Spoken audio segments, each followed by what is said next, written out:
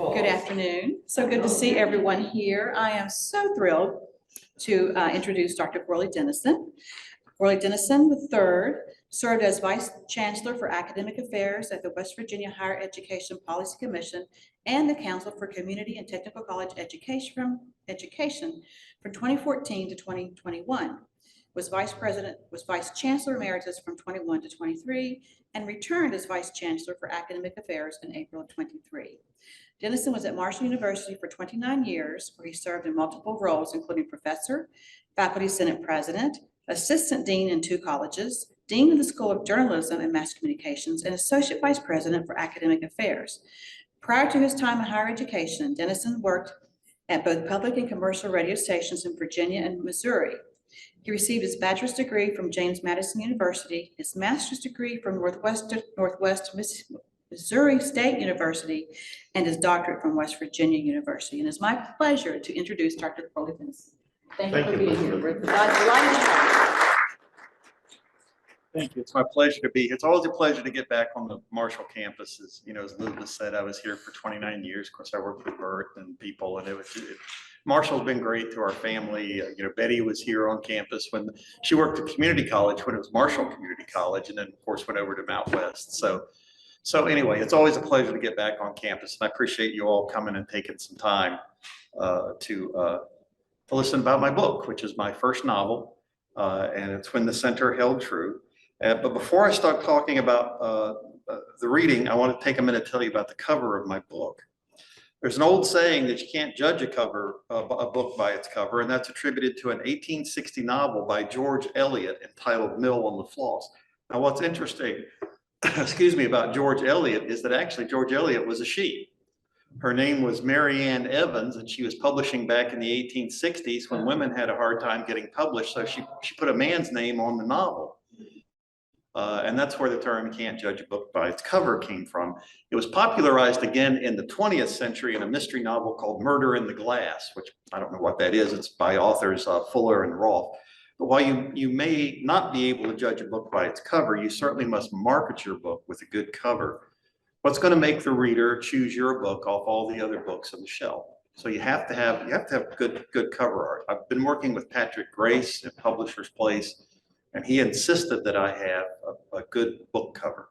So I worked with an artist named Debbie Richardson, and I told her I wanted the fictional town of Jeffrey Courthouse, Virginia to come to life.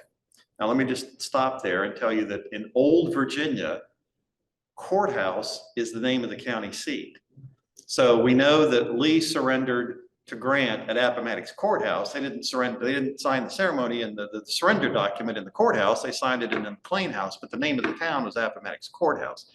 So that's why I picked Jeffrey Courthouse for that name, because that's really old Virginia. When you take them called Charlotte Courthouse or Appomattox Courthouse or Amherst Courthouse, and so anyway, that's where that came from. So Debbie explained to me that she had painted a number of city and townscapes, and she shows me this picture. And those of you that are from around here might recognize this intersection. This is Barbersville. This is the intersection of Central and Main Street in Barbersville. And so she said, "Look, I did this." I was like, "Yes, I want something like that, except I want a little bit more of a Virginia flavor to it." So she said, "Okay." So she went out and looked around, and she found this picture of Winchester, Virginia from the 1970s. Late 1970s. And I said, "Yes, that's, you know, kind of the ambience I want with the town. I like the brick streets, you know, and all the brick buildings. And so I would like more hills and things in the background." So she then turned around, and I know you won't be able to see this, but she made this pencil drawing of what she wanted to do. And I was like, "Yes, you know, that's what we want to do." But we decided to go ahead and add this car with Go Redskins, which is the name of the high school team on there. And we had to change a couple names of the businesses. The Country Squire is a restaurant that pops up in the book. And so once we approved all of that, she made this painting. And I thought it was great. I thought it was really good. And so anyway, I was very pleased with the cover of the book, and it's Debbie Richardson, and she's a Huntington artist, and her husband worked at Marshall. He's retired now, but he worked at Marshall. I think he worked in resident services. So anyway, that's the story about the cover. past this prologue, of course, that's from Shakespeare's The Tempest, but a former student of mine named Heath Harrison of Ironton, Ohio, working for the Tribune over in Ironton, wrote that as the opening line of his book review for my novel. And he asked me, why write historical fiction? So I had to think for a minute when he asked me that question. And so sometimes studying the past or reading about the past can provide you with a hint or a glimpse into the future. History doesn't necessarily repeat itself. However, it often reveals patterns and trends that can advise us on our path forward. So I decided to set my novel in the late 1960s because I realized many issues in the book are still issues and controversies that are in society today.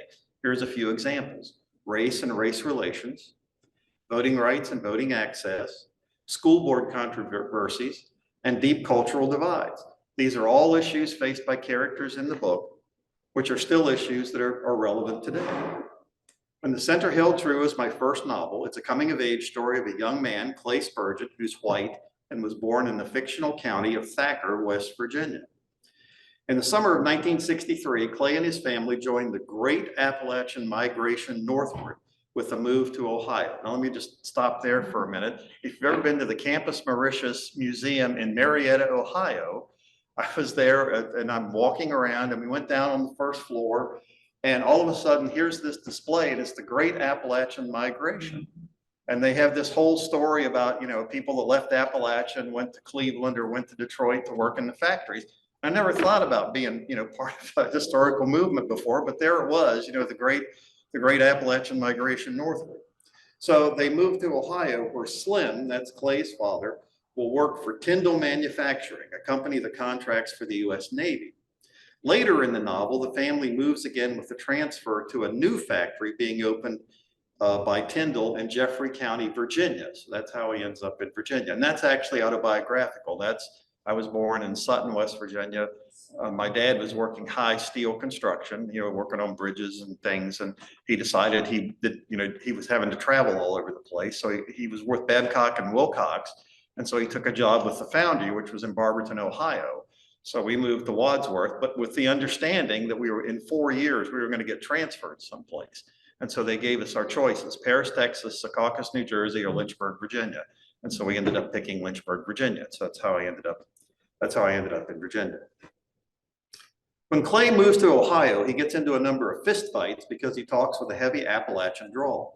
The principal of his new school and his mother decide he might fit in better if he takes speech lessons to flatten his drawl. Clay feels in Ohio he's stereotyped as a stupid hillbilly, and later in Virginia, he's a damn Yankee. I had to have speech lessons when I went to school in Ohio. So the principal put me right in.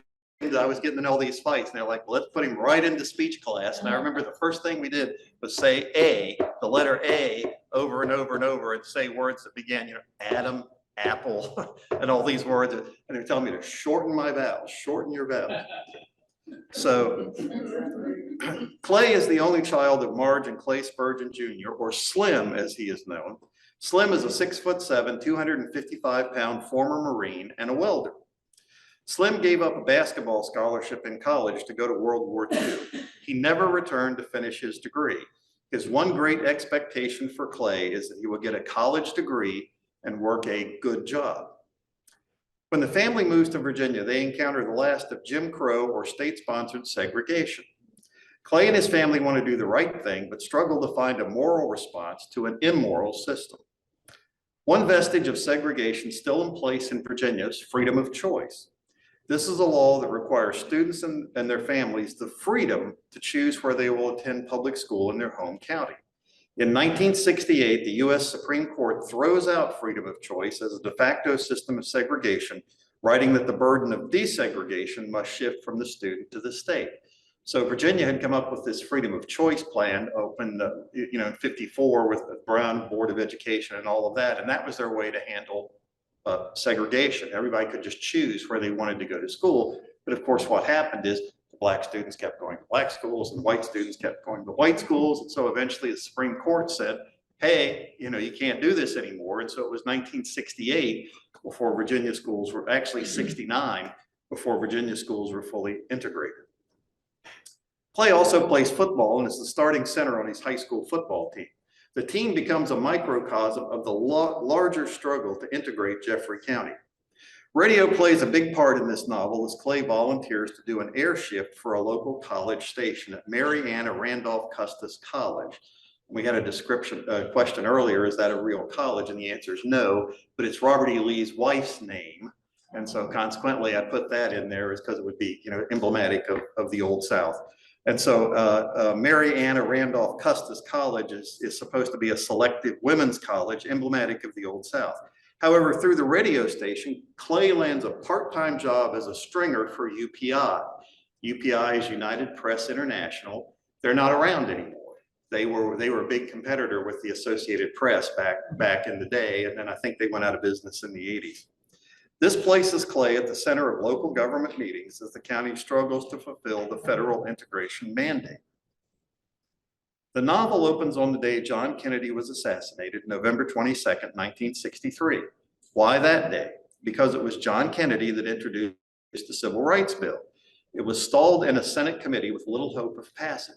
It took Lyndon Johnson's cajoling and asking that a grieving nation remember a martyr to push the bill to the finish line. The selection I'm going to read opens on the day of the Kennedy assassination. Clay has been sent home from school and is watching the news coverage on TV. He remembers back to the West Virginia primary campaign of 1960 and dinner with cousin Alf. Alf is a Democratic Party operative and has the inside scoop on state politics. So, cousin Alf. Alf came to Sunday dinners only every now and then. When he did come, the conversation always turned to politics. Alf had jumped on the Kennedy bandwagon early on. Most of the establishment Democrats in Thacker County were supporting Humphrey. Alf seemed to be one of those people that usually ended up in the right place at the right time. He went to work for the Kennedy organization in the winter of 1960. And it wasn't long before all the Democratic political operatives around the country realized what an important primary West Virginia would be for the Kennedys. Clay remembered Alf and Slim sitting in Granny Lulabelle's living room, waiting for Sunday dinner to be served. Alf sat on the couch beside Clay. He leaned forward, motioning with his hands as he tried to convince Slim to do some organizing work for the Kennedy campaign. Slim, there's never been a Catholic president. Some people think Kennedy's loyalty would be to the Pope and not the Constitution. We know that's bull. So West Virginia has one of the smallest percentages of Catholic populations in the country. Yes, sir, that's right. So if Kennedy can win here, he can win anywhere. At least that's the way the thinking goes. Slim sat with one leg crossed over his knee in the easy chair across the room. He nodded his understanding. Excuse me. He nodded his understanding. Alf continued. Kennedy will give a national speech to address the Pope stuff. Here in West Virginia, we want to get him and his wife out to as many up-close in-person meetings as we can. Union halls, coffee shops, places like that. You think you could put together a reception at the Boilermakers Hall for the Kennedys? Slim tightened his lips in thought and took a quick look at the ceiling, then nodded his head. Yeah, I think we could do a reception. I'll talk to the local leadership. When would you want to do this? In the spring, closer to the primary? Let me tell you, Jack Kennedy has an electric personality. Women want him and men want to be like him. Then there's his wife. Have you seen any pictures of her? Yes, sir. She looks like a model off a page of a fashion magazine. The men want her and the women want to be like her. Yes, sir. Alf chuckled at his own joke. Clay thought about the Kennedy motorcade that came through Thacker County on its way to Clarksburg. It was a beautiful spring day. Throngs of people lined both sides of the street. Senator Kennedy was sitting in the back of a convertible Lincoln with Jackie, probably just like he was earlier today. Kennedy was waving to the crowd, occasionally reaching up to pull his hair back off of his forehead. Clay recalled looking straight into the back seat of the car, hoping to make eye contact. It wasn't Jack that returned his gaze, it was Jackie. Clay thought for sure when she had turned, her eyes met his. She raised a white gloved hand and gave a quick wave with just a hint of a smile on her lips. Clay felt their eyes had met for just that moment. Then she turned to wave to the people on the other side of the street. And now she's standing there on TV with that blood splotched all over her dress. After Kennedy won the primary, Alf came to a Sunday dinner with stories from the trenches. He told one story in particular that Clay remembered well. Marge and Granny Lulabelle had fixed a roast with parsley potatoes, cooked carrots, and onions. Alf wore suspenders, bow ties, and fedoras usually, with a yellow or blue Oxford shirt. At the moment, Alf's shirt was covered with a white linen napkin, tucked neatly into his collar. He waved his table knife around like a pointer, taking a brief break to butter his biscuit. He bit into his biscuit and continued with his story. So the Humphrey people already know that Kennedy has 10 times the charisma that Hubert has. I mean, Hubert can talk about farm prices, income tax rates, or whatever. As soon as Kennedy starts talking about his vision for America, especially into a TV camera, well, the Humphrey people know Hubert can talk all the facts and figures he wants, but nobody's listening. Alf cut off a piece of beef, stabbed the potato, and chewed for a second or two, and then continued. What do you do when you're behind an 8-ball like that? You cheat. That's what you do. Alf punched his fork in the air in the general direction of Slim's seat. Yes, sir, you cheat. Humphrey's people went to all the precinct bosses in this county and every county around us. He went down in the coal fields and talked to the unions. What would it take to buy your votes? Yes, sir. His people asked that as a direct question. What can we do to buy your vote? This time Al paused to take a sip of sweet tea, a bite of biscuit, and another sip of tea. The precinct bosses told the Humphrey people it'd take about $400 per precinct, plus you got to put some money in the boss's pocket, so Humphrey thinks he's got the cat in the bag. Kennedy can talk all the fancy talk he wants. Alf, Lulabelle asked, how do the bosses use the money? How do you pay it out? Alf wiped his lips and pulled the napkin out of his collar. You ever seen those little tiny bottles of liquor the airlines use? Well, I know what they are. I'm not sure I've seen one. Well, you buy a case of those and you put a $2 bill behind the matches in the matchbook. The bosses tell you how to vote. You show up at the polls, tell the poll worker you don't understand how to work the voting machine. The worker comes over to help you, make sure you pull the right lever, and waves as you leave the booth. When you're outside, you get to choose between a book of matches with the hidden $2 bill or a little bottle of liquor. It's easy. Alf continues. The Kennedy people find out what Humphrey's up to, so they go to the bosses and ask, what would it take to get you to switch your vote? The bosses say, Humphrey paid us 4 per precinct. You'd have to go to at least 5. The Kennedy guys say they can do it. They just need to make arrangements with their people in Chicago. Alf finished his tea and rattled the ice in the glass. So now I find myself waiting at the old lumber yard. Sure enough, here comes a car up the dirt road with no lights on. Alf pointed his finger and moved his hand as though tracing a line on a map. This old Willis Jeep pulls up, you know, the kind with the wood on the side. One of the guys I'm with knows one of the guys in the car. They shake hands and the guy in the car pulls out these big suitcases out of the back. They just throw them on the ground, hop in the car, and drive off. Alf smiled as Granny Lulabelle picked up his plate. Sure was good, Lulabelle, as always, real good. My God, these suitcases are really heavy.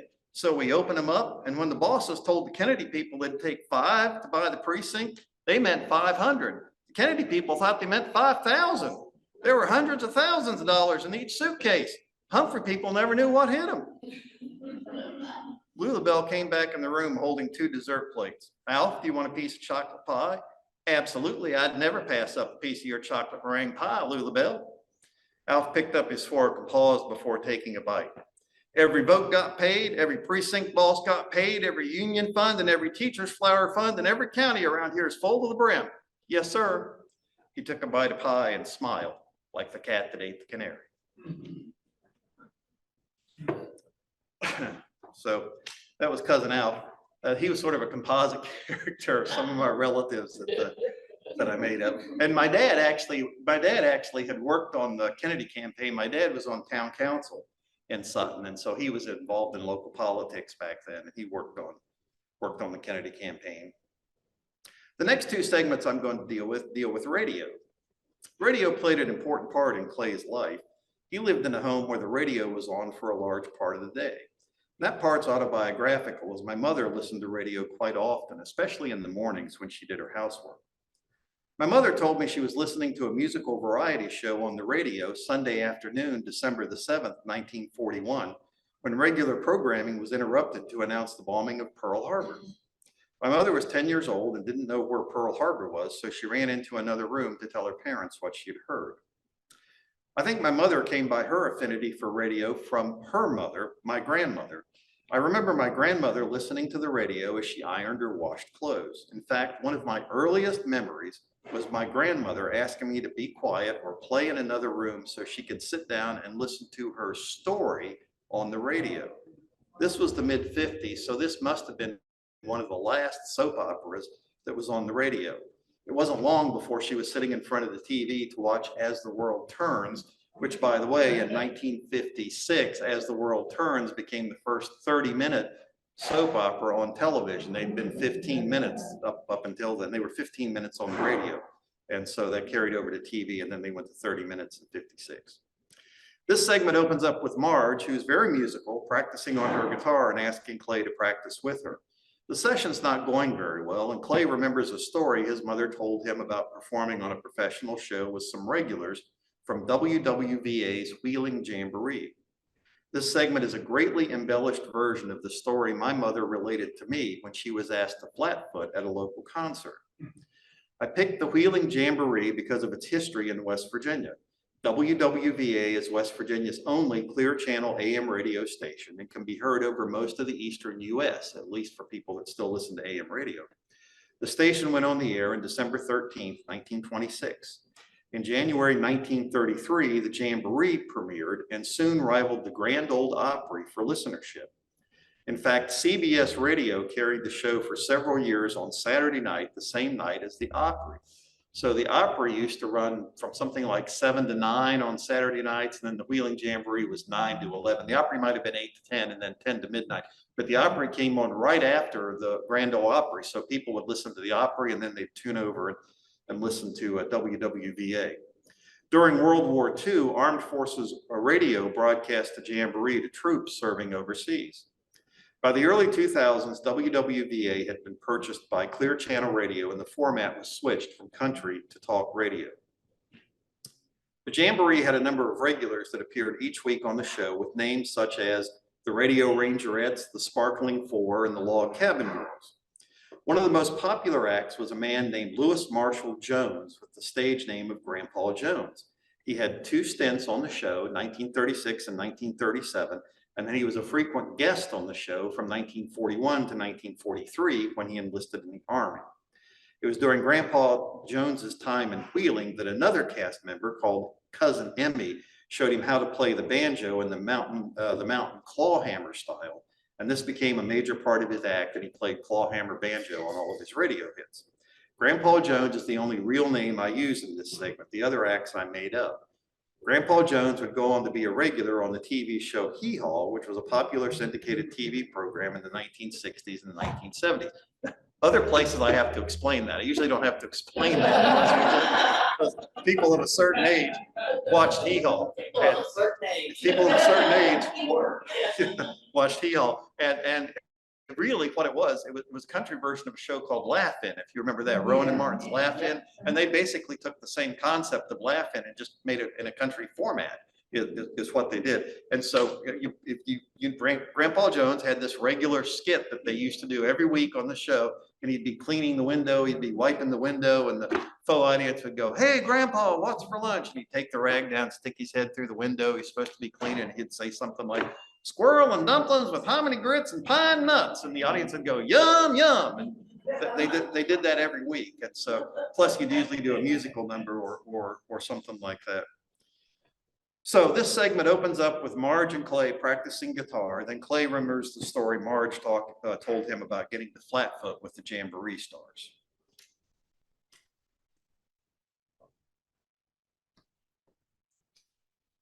Clay returned from the first baseball practice of the season in mid-March to find his mother sitting in front of the stereo with her guitar.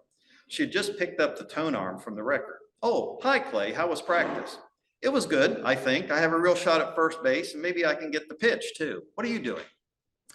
"I'm trying to get the chording down for the song Walk Right In by the Rooftop Singers. This is a good song for the sister sing-along. Hey, your dad's running errands. It'll be a while before he gets back. Get your guitar, the one I got you for Christmas over there in the corner. Practice with me." "Okay, but the tuning pegs won't stay tightened. It's probably out of tune again." "I know. I just tuned it. It's an old guitar. I got it used. If you practice and get your chords down, we can get you a better guitar. Now, sit down, pick up your guitar. Here we go. We're going to start in G. Strum the strings with G, strum twice, G, G, now F sharp, good, F, good. Clay strummed along with Marge as they repeated the chords several times. Then Marge stopped. Didn't you hear that chord change? That goes from A to D. No, Mom, I didn't. It was hard practicing with Marge sometimes because she was such a natural at music. She didn't always understand that you were not necessarily hearing the same thing she was.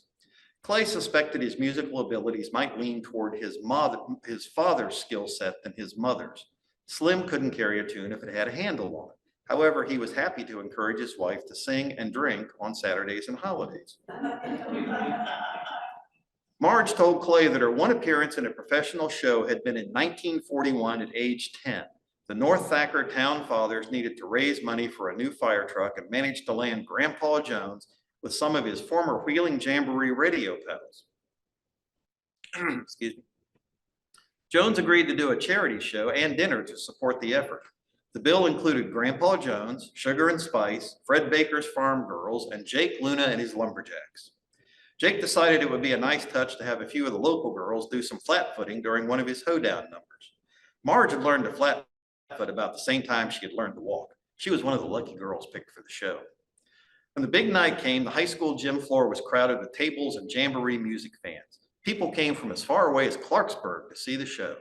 High school majorettes served the meals while the basketball team bussed the tables. They even opened up the bleachers to let people in that couldn't afford the dinner. The place was simply packed. Marge wore her best dress, but she didn't really have the shoes to go with the dress. She borrowed a pair of Mary Jane's from her sister. They were a little big, but some wadded up newspaper and the toad did the trick. She had to be in the gym that afternoon to practice the routine. Everything went fine and she was all excited. That evening, Marge and the girls waited in the wings for Jake and his Lumberjacks to go in their breakdown. A stage manager waved the girls on stage. Is that me? No. Excuse me. I probably ought to silence my phone. That evening, Marge and the girls waited in the wings for Jake and his Lumberjacks to go into their breakdown. A stage manager waved the girls on stage. Here they came, clomping and stomping with the crowd. The decibel level was louder than an airplane, clapping, yelling, the music and the crowd merging into one. The arranger wanted the girls to do this little kick at the end of their routine. As Marge did the kick on cue, her Mary Jane flew off her right foot in a high arc, spinning toe over heel before landing in a piece of cake at the head table. The mayor's wife nearly jumped out of her seat. Marge was mortified. Fortunately, it was time to leave the stage, so she ran off, leaving her sister's shoe on the table in the cake. She sat in the wing to watch the rest of the show, too embarrassed to go out and join the crowd. Mother Lulabelle came backstage with the shoe after the show. Don't worry, you were good, Lulabelle said. That shoe thing, it can happen to anybody. The next scene I'm going to read is when Clay is introduced to the business of radio. He's working a summer job with his uncle at the town pool, and Clay puts together some Army surplus audio equipment to DJ a dance for a Friday night pool party. A real DJ at the local radio station introduces himself to Clay and invites him to come to the station to see how radio works. Clay eagerly accepts the offer. In 1967, the year the pool party takes place, AM Top 40 radio is still at its zenith, but things are about to change. After his move to Virginia, Clay lands a Sunday morning jazz show as a community volunteer on the campus radio station at Custis College. The station is what the FCC at that time would call a Class D FM educational station. Technology is about to evolve and bring FM radio to the forefront and also bring cultural change. In the late 1960s and into the early 70s, FM tuners became standard equipment on most American cars, providing easy consumer access to the FM band. And now they're talking about taking the AM band off of cars, and there's been some pushback on that.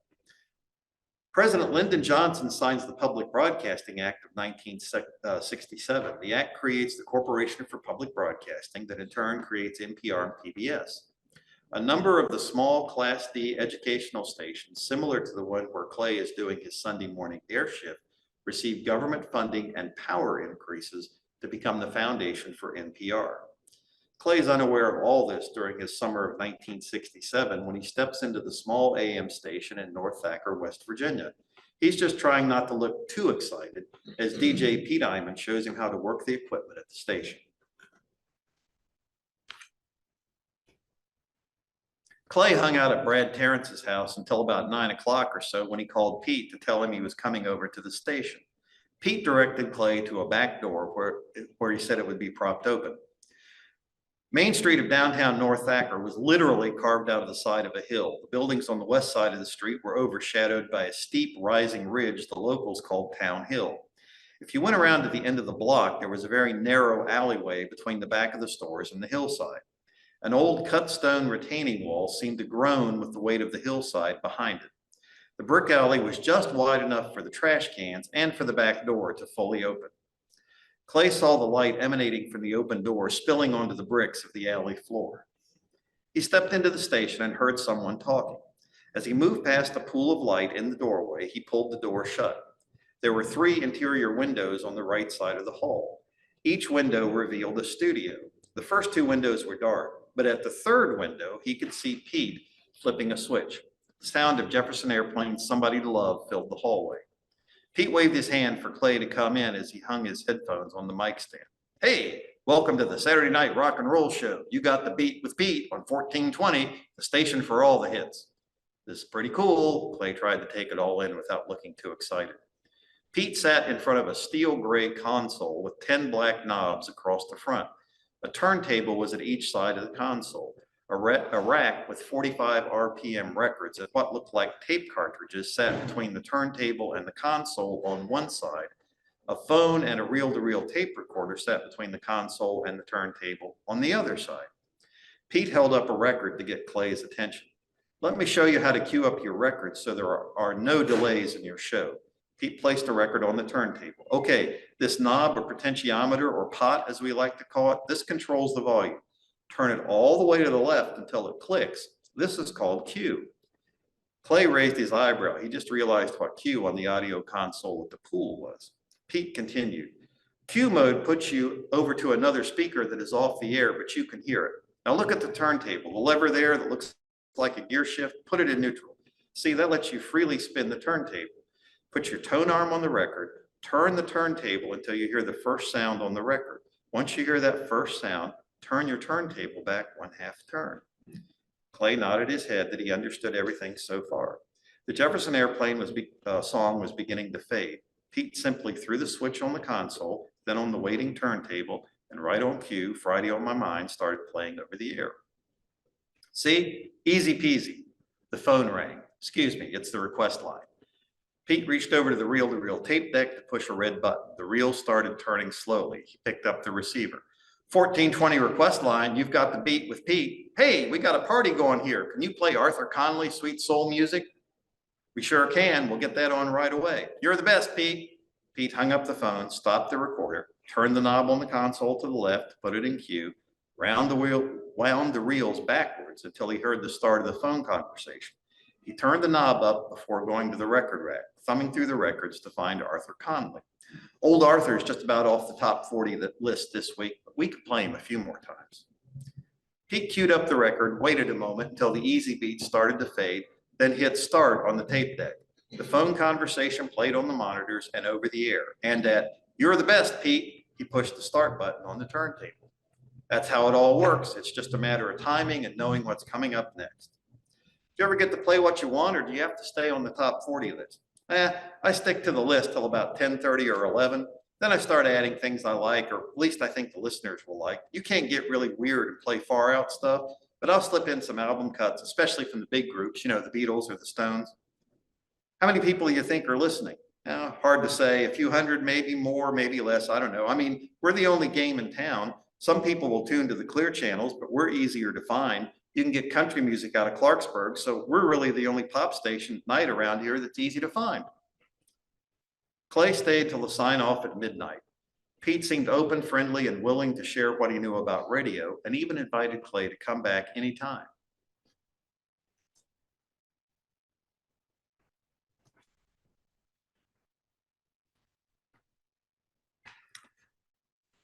This next section I'm going to read takes place in Virginia the day after the election of 1968.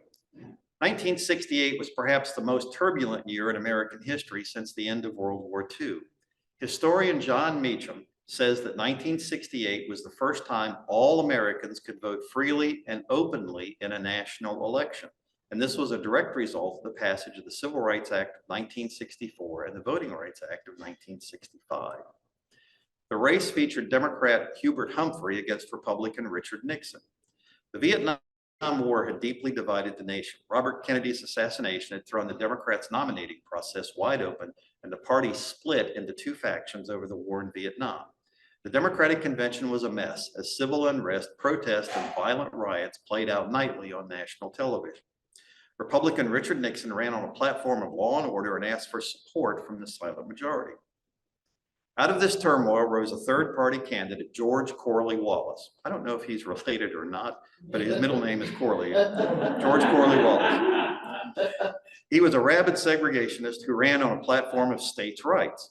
Wallace received 45 electoral votes, the most for any third-party candidate in history. The issue of federal versus state control was one of the original debates in this country, going back to the ongoing feud between Alexander Hamilton and Thomas Jefferson. Wallace used the backlash against federal efforts to enforce the Voting Rights Act to build momentum for his states' rights campaign. What many people don't realize about the election of 1968 is that had Humphrey won either Ohio or Illinois, the election would have gone to the House of Representatives for the first time since 1824. Nixon won both states by a very slim margin, and further chaos was averted. The scene I'm going to read has Clay changing for practice in the locker room. After his evening practice, he returns home to talk to his dad about the election results. In the scene around the locker, there's Charlie, an introvert who holds some pretty strong racist views, Leroy and Audie, the only two black students in Jeffrey County High School. Coach Sammy Suggs desperately needs a winning season. Leroy is an outstanding football talent. Suggs has convinced Leroy and Audie under the freedom of choice rule to transfer from the black high school, Jeffrey Central, to the white high school, Jeffrey County High School, with the promise of increased attention from major college recruiters.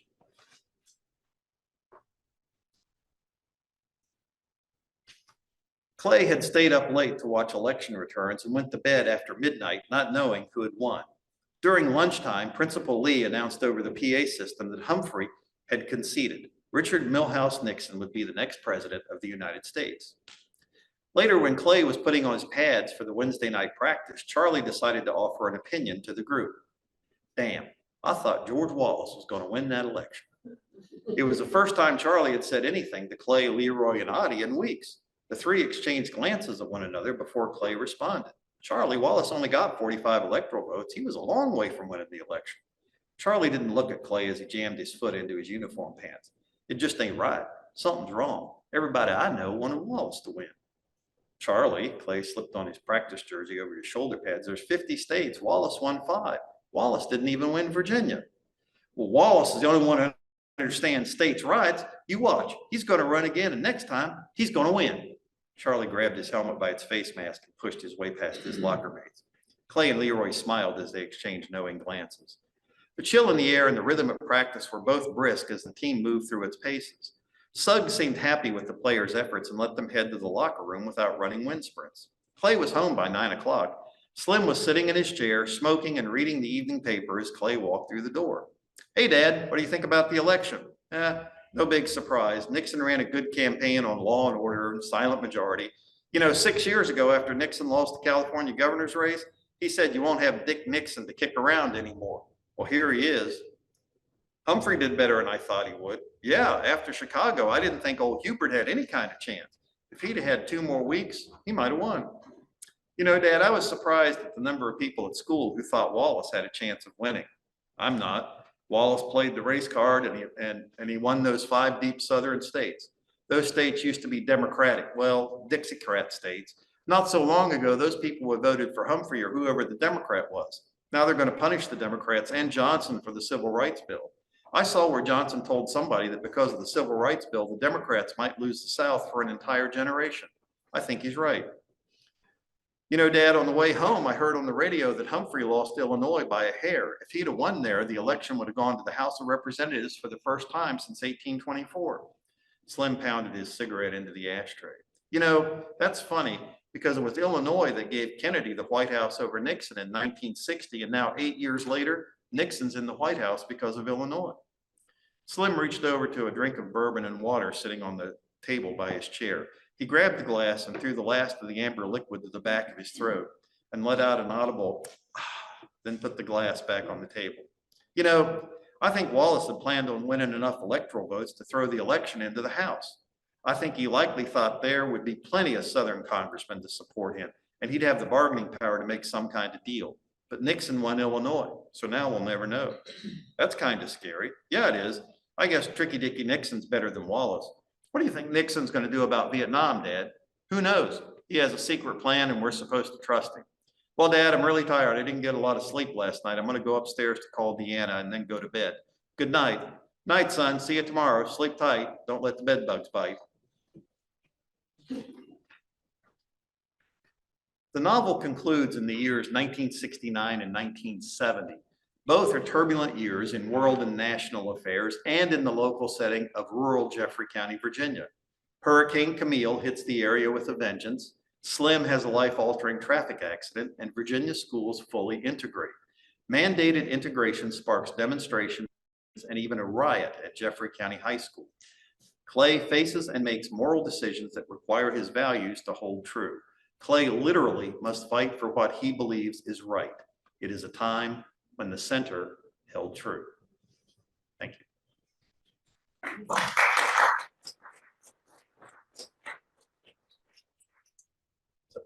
Any questions or comments? Or it seemed like Clay was an only child. I was an only child. I was. And there are autobiographical elements in here. It's not fully autobiographical. I moved some things around and did, but there are a number of autobiographical elements in the story. I was going to ask you about that. Just from a little literary kind of a standpoint, you know, because a lot of times you'll read novels, excuse me, and people will say, "Oh yeah, that's," they'll speculate. "Oh, it sounds like it must be their story." Is there something in a you know, you're residing in that passion to write a novel, but where the autobiography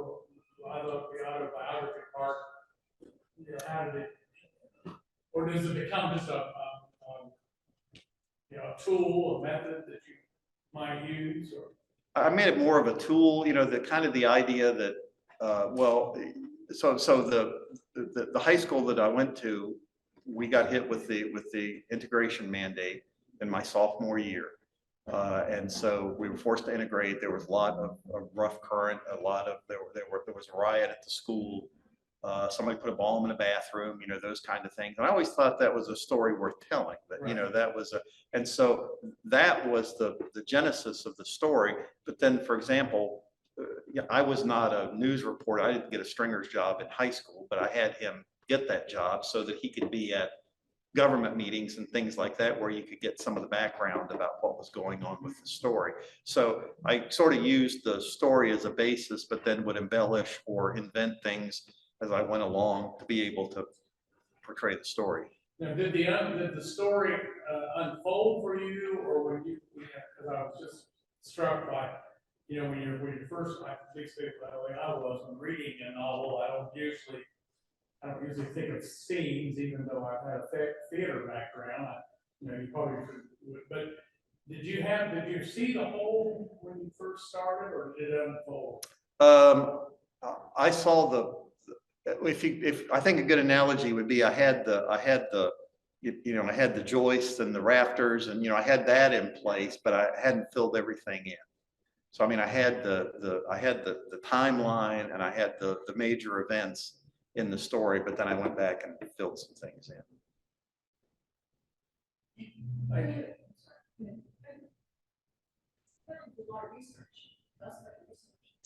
So actually, as far as like the music and a lot of that would go, a lot of that came, I worked in radio for 9 years, so I knew a lot of the music but I would go back. I needed to make sure that the chart timeline was right. So, you know, when a song was on, you know, I needed to make sure this song was a hit at this time in the summer in July of 1960. So I'd go back and I would look at like Billboard top 40 charts. I would go back and look at newspaper headlines. sometimes I would go back and look at headlines to get ideas about things. There's a story from 1970 where a young woman had been introduced to these radicals in college, and her parents left with her sisters to go on spring break, and she brought these radicals home, and one of them was making a bomb in the townhouse in New York City and blew the townhouse up. And so I hadn't even thought about it, but I just happened, I was looking at the stories and I was like, oh, here's somebody who came home for spring break and blew up her parents' house. And so, you know, I put that in the novel. So it mostly was newspapers, radio charts, TV programs. I needed to go back and it's amazing, you know, on Google, you can say, you know, what were the, you know, the top rated shows for the week of this in 1967, and there it is. And so that was the kind of research that I did with it. And you know, I thought about that when I read that part about the music, the Renee songs, because I'm a music lover. And I did think about that, well, was that in 1964 or 66? And then you Googled it. And it was right.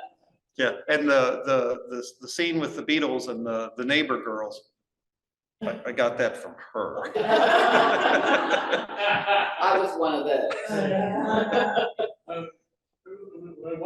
One comment that I wanted to answer. I think it's on the cover, somebody used the description reviewing about the visceral effect that people would have reading it. I just found that to be so true. I mean, Yes. it was, and I think that leads me to my question. You kind of alluded to demographic in terms of like even hearing some of the stories from the book. Do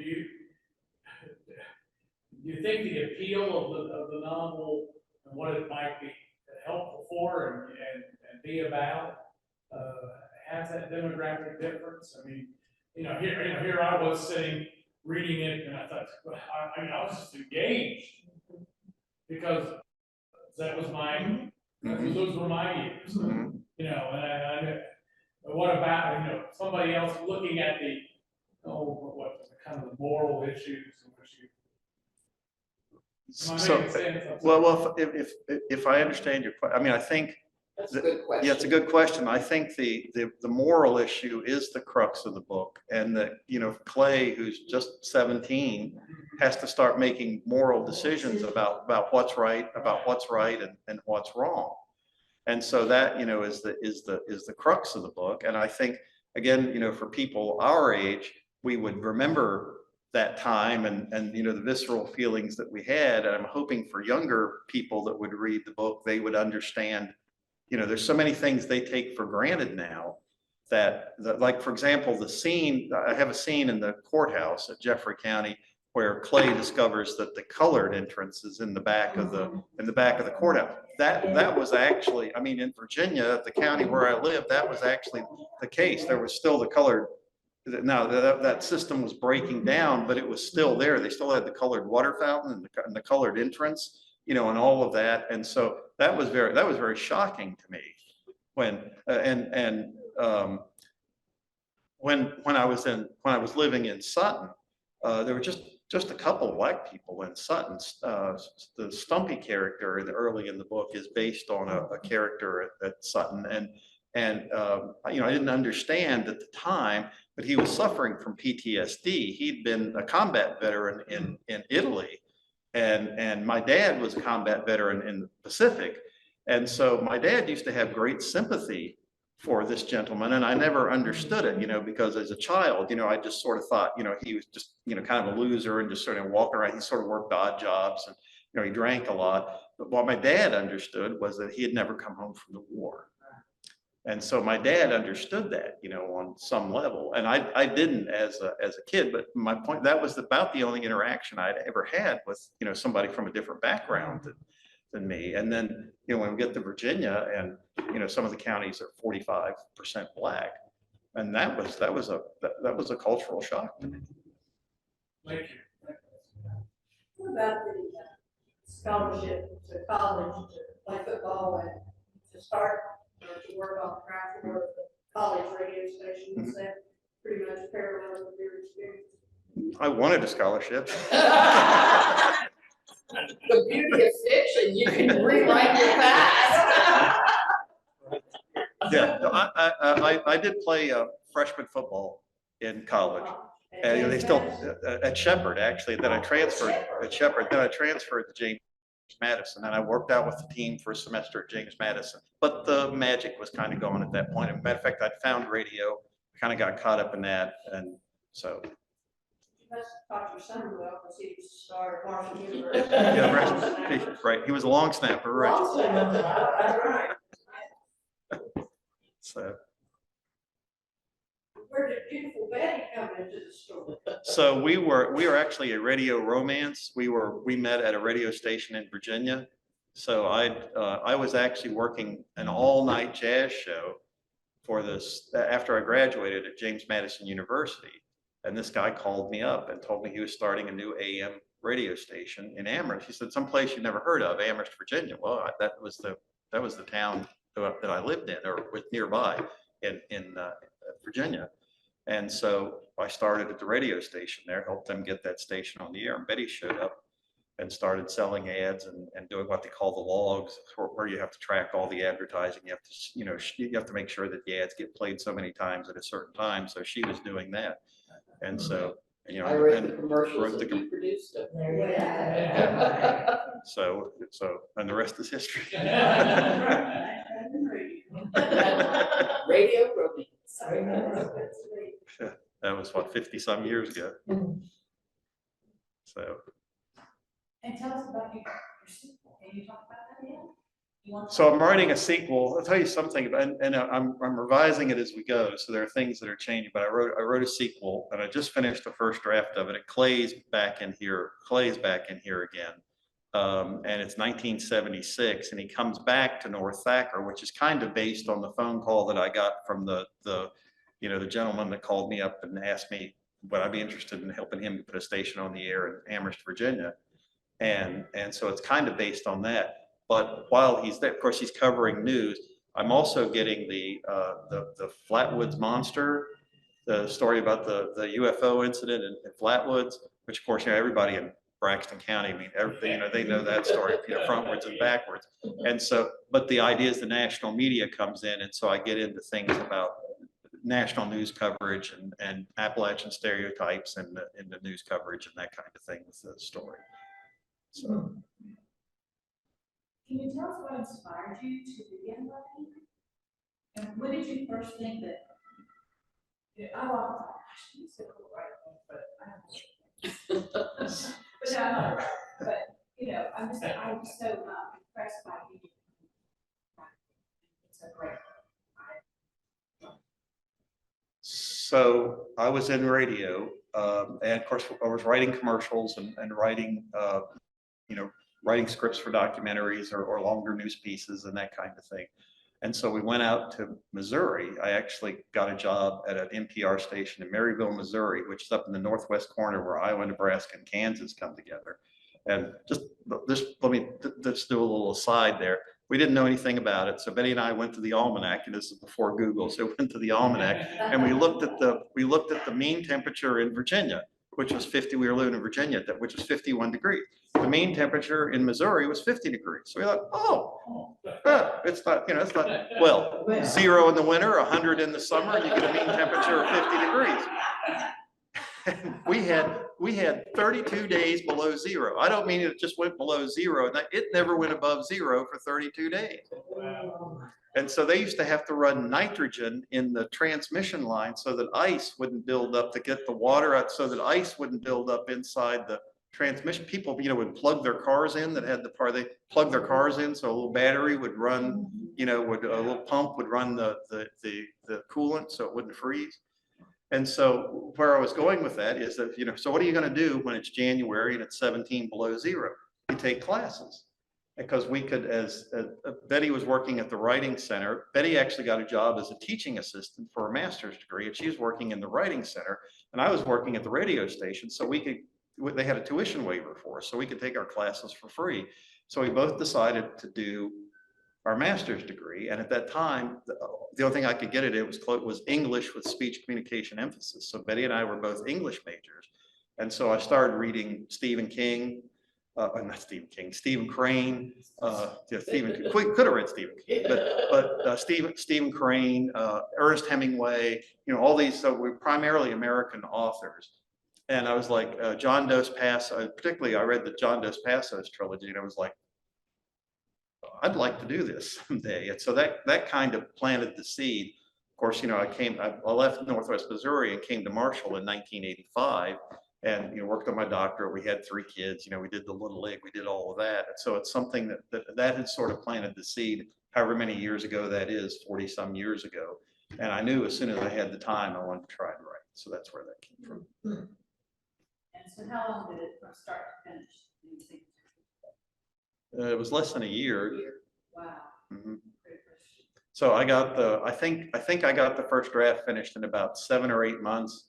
And then it took about another 6 months to get the revision down, to get the cover made, then to get it published and get it formatted for publishing and all of that. So a year and a half, probably. And did you find when you got into it, it just kept coming, like it just became natural? Sometimes, yes.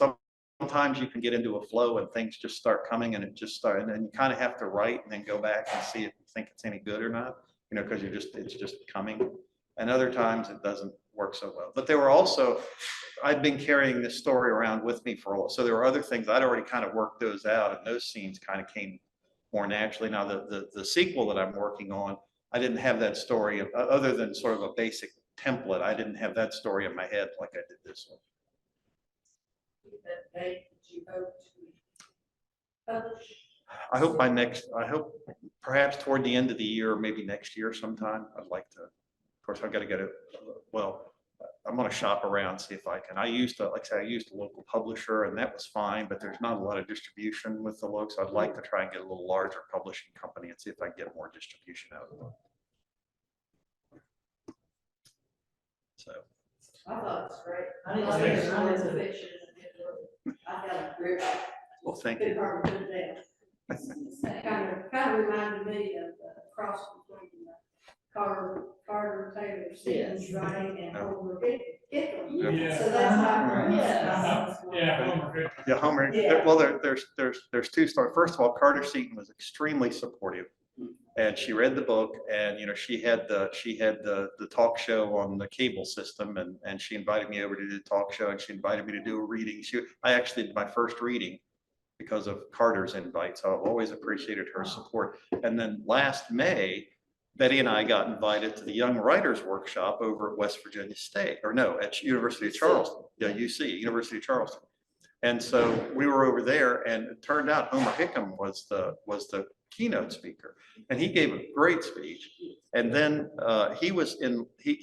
so they had this little area kind of like this where you could set up and sell your books. So Betty and I had the books sitting there. We just happened to get the table beside Homer Hickam.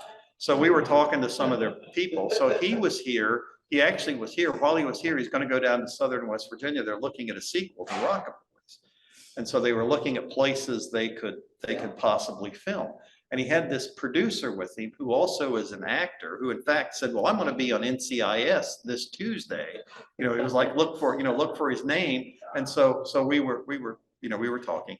And so Betty said, I have an idea. She goes, how about if we get a picture of Corley signing his book for Homer Hickam? And the guy was like, yeah, sure. We'll see. But there were people, the line went, way over like this. And he stayed, he was supposed to have left to be down in he stayed and made sure that he signed every book and that he took a picture with every person that wanted to have their picture taken. And then when it was over, and he'd promised that he took a picture of me signing my book and handing the book to him. And it was really, he stayed for they finally went over and they put a stanchion, at the end of the line so people would stop getting in the line. But there must have been 250 people and he signed every single book. So are there places in Langston or in this area where people can buy your book? Yes, it's almost all the local bookstores have it. A couple of stores in Charleston have it. Technically, I'm on Amazon, but there's a mistake in the price. It's too expensive on Amazon. I've been trying to get them to lower the price, and it's taking forever on that. Finally did get a distributor, Itasca, out of Minneapolis. So I'm hoping, you know, we'll get some more distribution outside of the area, but distribution has been a real problem. It's been slow. I love your cover, you talk about your cover. It really is. She did a great job. She's local. She's local, yeah. She did a great job. She would. It's a great book. I mean, Yes, it is. seriously, I love fiction based on fact. And it's just a great- what can I say? Right, and that, I think, I mean, that's what I like to write, is historical fiction. It's really good. Do we have other comments or questions? Because, and I know those of us that brought our books to sign, right? I will. Comments or questions? We still have a bit of time. Yep. Anything else you want to add to tell us? If you want to talk about further that you can find? He came from a family of storytellers, Okay. and I imagine you all have too. And that is very Appalachian. Mhm. Did he come from a family of storytellers?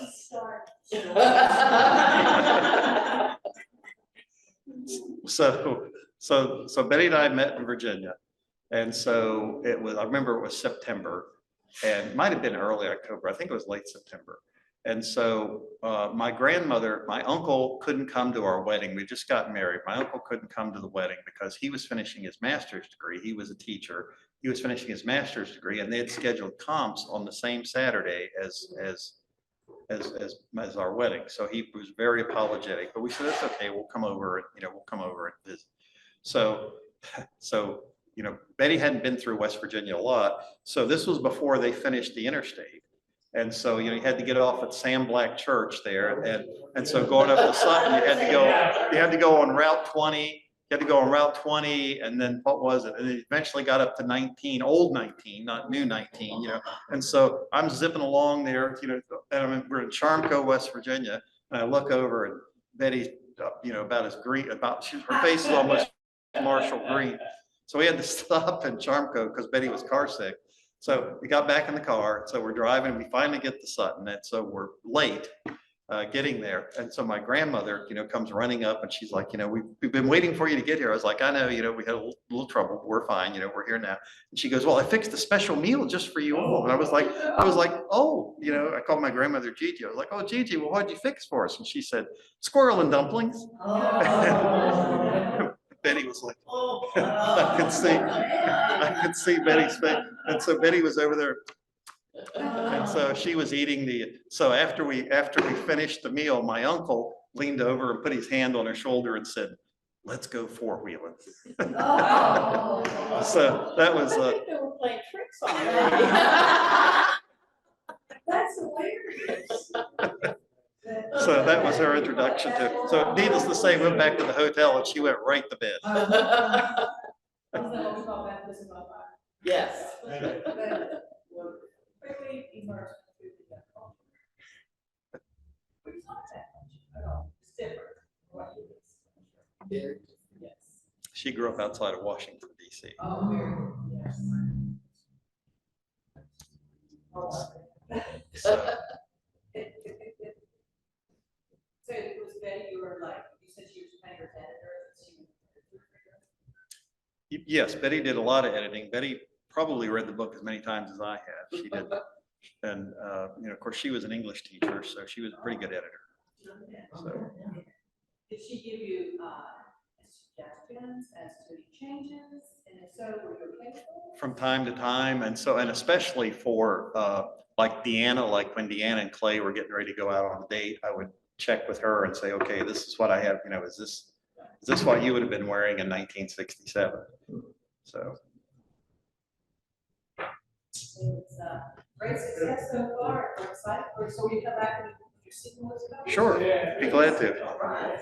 Thank you.